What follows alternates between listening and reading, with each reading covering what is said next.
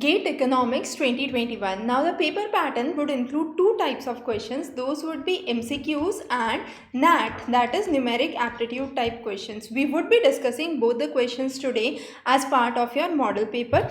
Now first let's talk about the multiple choice questions. Multiple choice questions are again of two types, 1 mark question and 2 mark question. 1 mark question are questions which are generally based on recall.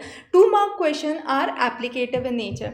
Now the first question that we discuss is about Pareto efficiency. Pareto efficiency is also known as Pareto optimality. It is basically an economic state where resources cannot be allocated to make one individual better off without making at least one individual worse off. So as simple as that, we have 100 kg of food grains that has to be divided into two individuals, Asha and Usha. Now what would be the correct combination? We have to understand a combination that sums up to 100. So the only choice would be C here. 29 and 71 sums up to be 100, and therefore you have C as the right option here. The next is primary deficit. Now primary deficit, simply put, is the difference of fiscal deficit and the interest payments. Now when we talk about government expenditure, we understand there is a need for the government borrowings, and that could be in the form of public investment, it could be in the form of infrastructure, national defense, health and welfare activities. So all those are part of the total government expenditure. And how do we calculate fiscal deficit? That is simply the income minus the expenditure. The income sources are the GST, as we all know, one of the major sources, taxation. Now this is the income, and we subtract the expenses, as we have already told, or the expenditure. Now this gives us the fiscal deficit. Fiscal deficit minus the interest payments would give you the primary deficit. So primary deficit is, this is how we calculate it, and this was a very direct question, 1 mark question based on your recall.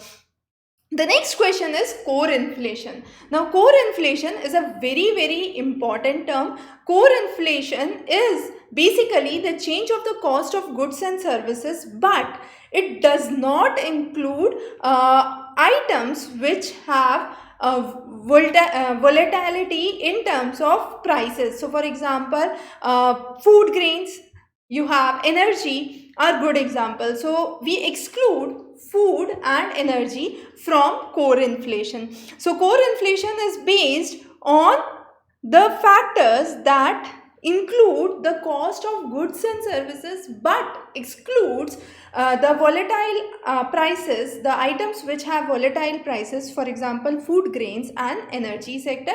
And this is one of the most important measures because it is calculated using CPI, which we have already understood in our previous lectures, that is the consumer price index, which is a measure of the prices for the goods and the services. So here you would have C as the right option. The next is kurtosis. Now kurtosis we have already covered in one of the videos. The link is here. Now let's first understand the various moments. The first moment is what is mean. The second moment what we call is variance. The third moment is the skewness, and the fourth moment what we call is the kurtosis. Now how do we calculate kurtosis? Kurtosis is simply the fourth central movement divided by the square of the second movement. So the fourth central movement divided by the square of the second movement, and what is second movement is variance. So square of variance. So here fourth central movement and square of the second central movement would be the correct answer. The next type of questions that we would discuss today are very interesting. Those are NAT type questions or the numeric answer type questions. Now here we would have certain questions and we would be discussing the solutions for those. What has been given is the per capita income distribution and the poverty line. We have to calculate the poverty gap ratio. Now how do we do that? It is simple. We first understand the poverty line. So we take all the values which are below poverty line. For those values which are above poverty line, we would understand this gap ratio to be 0. So we find out the values which are less than 25,000 here, because 25,000 is a poverty line. So we underline the values which are there. So 5 values we have taken here. What we do is 25,000 minus 18,000 divided by 25,000. That's the first case. The second case would be 25 minus 21 divided by 25. I am removing the thousands. We'll include that later on. Then again 25 minus 18 divided by 25. 25 minus 23 divided by 25 and 25 minus 22.5 divided by 25. Now we find out the values for all of these.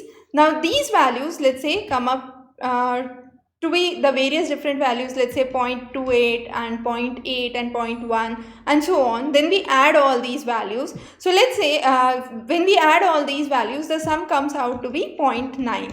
Now what we do is to calculate the poverty gap ratio is we take this value of 0.9 and divide it by the population. How many items are, how many per capita income distribution are there? So we calculate the total number. So it's 1, 2, 3, 4, 5, 6, 7, 8, 9 and 10. So 10 items there. So we have 0.9 divided by 10, which gives me an answer of 0.09.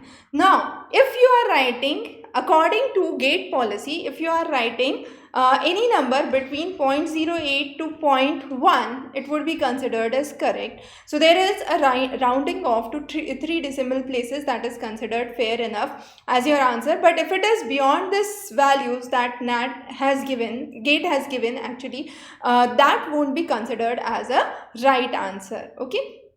So this is how we calculate the poverty gap ratio. The next question talks about this is a very interesting question. Now this question you have to calculate growth rate in terms of percentages for the base year 2018-19. What is given is the GDP at current market price and GDP at constant base year, which is 2011 and 2012. Now, how do we calculate the growth rate? Growth rate is calculated by the real GDP.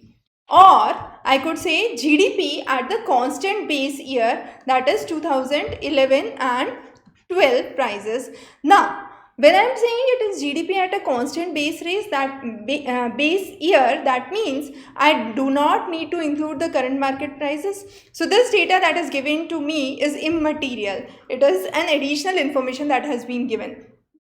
So I can remove this whole column without any difficulties. Now what I have to simply see is the growth rate in 2018-19. So I just take a value, the year prior to it and the year 2018-19. So 18-19 and 17-18. Only those two values are important to me. So what I do is 13981,426 minus 131,75160. That is the current year 2018 minus the base year, which the previous year, which is 2017, divided by the previous year, that is 131,75160.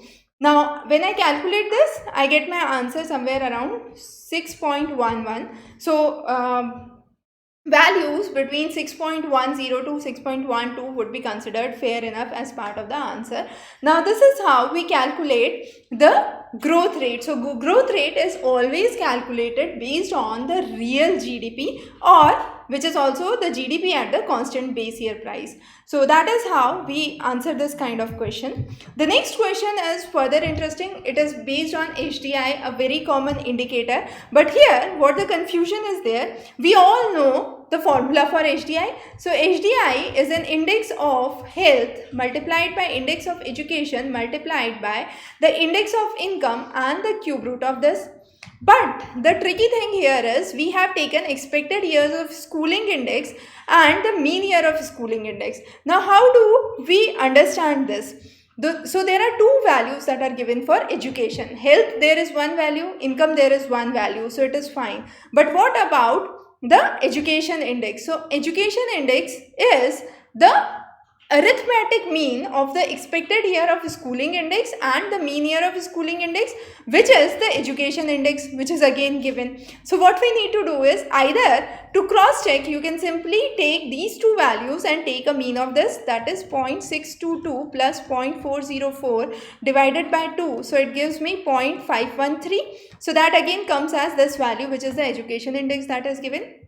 Now simply what I have to do is, I have to take the cube root of 0.805, which is the health index, multiplied by the education index 0.513 multiplied by the income index 0.559, and then I take a cube root of it. I solve this and my values would be somewhere close to 0.613. So this is how we solve the questions here. Now, as we all know, virtual scientific calculators would be available for your GATE examination. No physical calculators would be allowed, and these are some of the type of questions that we have actually covered, which are part of your numeric aptitude type and your MCQs for GATE economics. Wish you a very good luck. We would be coming up with another interesting class, which is GATE reading and comprehension shortly before your GATE examinations. Have a wonderful day ahead.